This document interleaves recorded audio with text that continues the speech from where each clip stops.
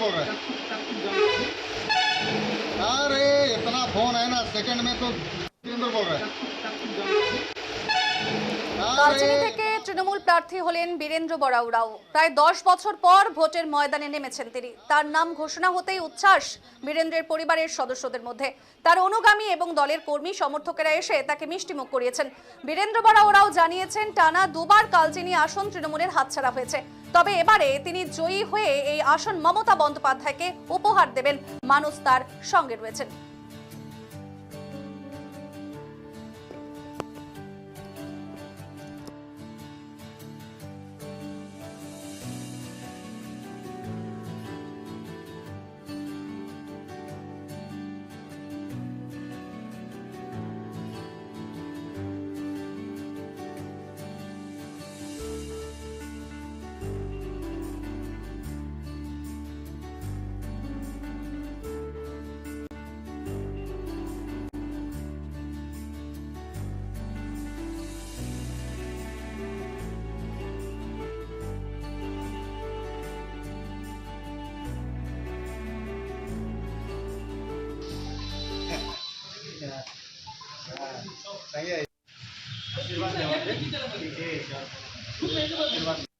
প্রায় 12 বছর পর আবার প্রার্থী হচ্ছেন, কি বলবেন?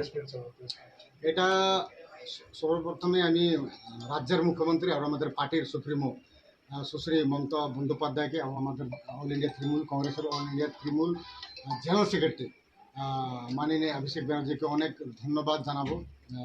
উনি আমার উপরে যেটা ভরসা রেখেছেন। আর কালচিনি আমরা মোটামুটি 2 টার্মস আমরা জিততে পারলাম না, কিন্তু এইবার আমার জনগণ আমাদের সাথে আছে। আর 100% দিদির কাজ আর আমাদের মাননীয় অভিষেক ব্যানার্জির কাজ এখানে যে হারে হয়েছে। আমরা জানি যে আমাদের এমএলএ ছিল না, তবুই কিন্তু কালচিনির ঢালাও ডেভেলপমেন্ট হয়েছে।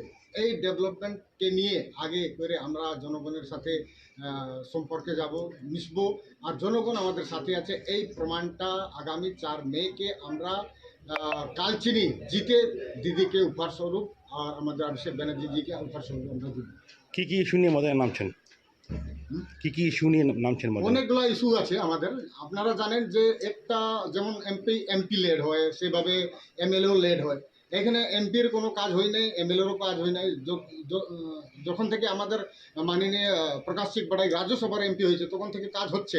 আর আমাদের সরাসরি আমাদের জেলা পরিষদ, পঞ্চায়েত সমিতি, পঞ্চায়েত আর সরাসরি রাজ্য সরকারের তহবিল থেকে হচ্ছে। কিন্তু যে এমএলএর ফান্ড, যেটা এটা এমএলএ ফান্ড যে নিজের কনস্টিটিউয়েন্সি ডেভেলপমেন্ট করার কথা ছিল, সেটা তো আজকে অবধি কেউ দেখে। ইভেন যারা বিজেপিকে ভোট দিয়েছে, বিজেপিকে এমএলএকে জিতাইছে, ওরাও কোনোদিন দেখতে পারে। এবার বিজেপির যারা ভোট দিয়েছিল বিজেপি ক্যান্ডিডেটকে বিশাল লামাকে, ওরাও জেনে গেছে যে বিশাল লামা আর কিছু করতে পারবে না। তার মানে যে এমএলএ কিছু করলো না, ওকে আবার জিতার পর কি করবে? তার জন্য এইবার বিজেপিও কিন্তু আমাদের সাথে আছে।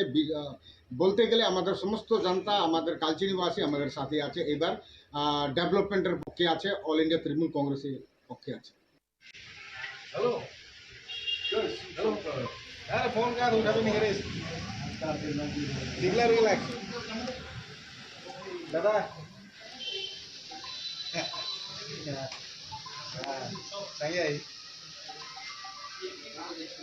ঠিক ঠিক ঠিক।